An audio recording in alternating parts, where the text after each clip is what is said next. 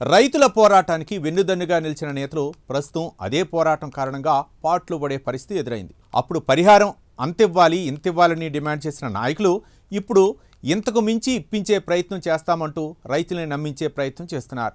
Road alignment మార్చాలని ఆనాడు రోడ్డుపై బైఠాయించిన వారే ఇప్పుడు పాలసీ మ్యాటర్ కాబట్టి ఏమీ చేయలేమని చేతులెత్తేశారు. ఒక్కసారి అధికార కాంగ్రెస్ పార్టీ నాయకులు డిఫెన్స్లో ఎందుకు పడిపోయారు? ఉమ్మడి మెదక్ జిల్లాకు చెందిన కాంగ్రెస్ నాయకులకు వచ్చిన కొత్త చిక్కులేంటి? ఆ విషయాలు ఈ స్టోరీలో తెలుసుకుందాం.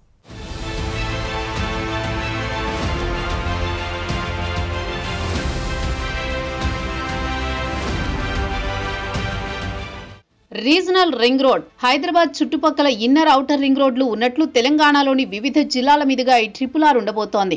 ఇప్పటికే ఉత్తర భాగానికి సంబంధించి కేంద్రం గ్రీన్ సిగ్నల్ ఇచ్చింది. దీంతో ఉమ్మడి మెదక్ జిల్లాలో పనులు జోరందుకునే అవకాశం ఉంది. ఉమ్మడి మెదక్లోని సంగారెడ్డి, మెదక్, సిద్దిపేట జిల్లాల మీదుగా ఈ రీజనల్ రింగ్ రోడ్ ఇటు వికారాబాద్, అటు యాదాద్రి, భువనగిరి జిల్లాలోకి ప్రవేశిస్తుంది.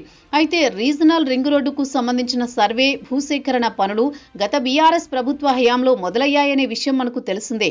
గతంలో రీజనల్ రింగ్ రోడ్డును వ్యతిరేకిస్తూ ఉమ్మడి మెదక్ జిల్లాలోని రైతులు రోడ్డెక్కారు. బడాబాబులు, రాజకీయ ప్రముఖుల భూముల్లోంచి ముందు రీజనల్ రింగ్ రోడ్డు సర్వే పనులు ప్రారంభించారు. రాజకీయ నాయకులు పలుకుబడితో బీఆర్ఎస్ ప్రభుత్వం, ఆ పార్టీ నేతలు అలైన్మెంట్ మార్చారని రైతులు ఆరోపించారు. అలైన్మెంట్ మార్పుతో చిన్న, సన్నకారు రైతులు భూములు పోతున్నాయని వరుస ఆందోళనలు చేశారు రైతన్నలు.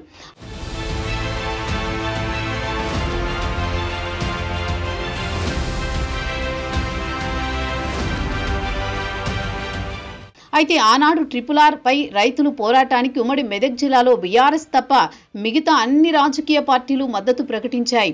కాంగ్రెస్ పార్టీ నాయకులు అడుగు ముందుకేసి రీజనల్ రింగ్ రోడ్ ఉద్యమాన్ని భుజానికి ఎత్తుకున్నారు. కోట్ల రూపాయల విలువ చేసే భూములు నామమాత్రపు ధర కేటాయించి రైతుల నుంచి బలవంతంగా తీసుకుంటున్నారని ఆరోపణలు చేశారు. అలాగే నిత్యం ఏదో ఓ చోట ధర్నాలు, ఆందోళనలు నిర్వహించారు కాంగ్రెస్ నాయకులు. మెదక్ జిల్లాలో అయితే ప్రస్తుత డీసీసీ జిల్లా అధ్యక్షుడు ఆంజనేయులు గౌడ్ రైతులకు మద్దతుగా పెద్ద పోరాటమే చేశారని చెప్పొచ్చు. అలైన్మెంట్ మారాల్సిందే అని ధర్నాలు చేశారు. అలాగే రైతులకు బహిరంగ మార్కెట్ ప్రకారం ధర ఇవ్వాలని డిమాండ్ చేశారు. సంగారెడ్డి జిల్లాలో 2022లో టీజేఎస్ అధ్యక్షుడు కోదండరాం గిర్మాపూర్లో ధర్నాకు దిగారు. పేదల భూములు గుంజుకుని RRR వేయడం కరెక్ట్ కాదని మాజీ సీఎం, బీఆర్ఎస్ మంత్రులిద్దరూ రియల్ ఎస్టేట్ వ్యాపారం కోసం రైతుల నుంచి బలవంతంగా భూములు లాక్కుంటున్నారని కోదండరాం ఆరోపించారు.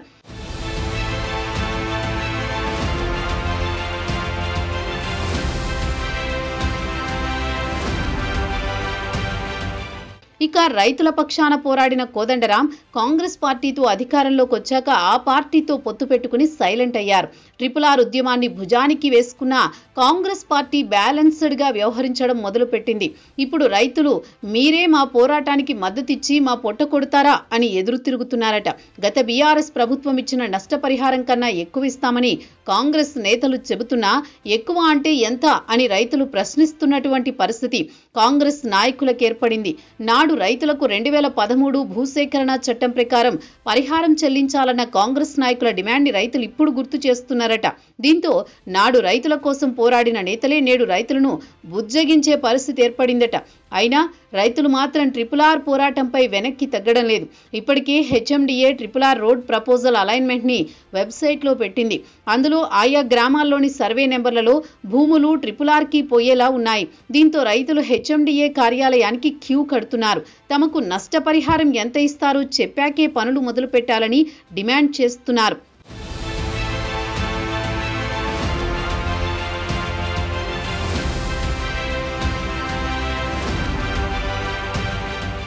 త్వరలో సంగారెడ్డి, మెదక్, సిద్దిపేట జిల్లాలో రీజనల్ రింగ్ రోడ్డు పనులు ప్రారంభమయ్యే అవకాశం ఉంది. దీంతో మళ్లీ ఎక్కడైనా రైతులు అడ్డుకుంటే వారికి ఎలా నచ్చజెప్పాలన్న మదన పడుతోందట కాంగ్రెస్ క్యాడర్.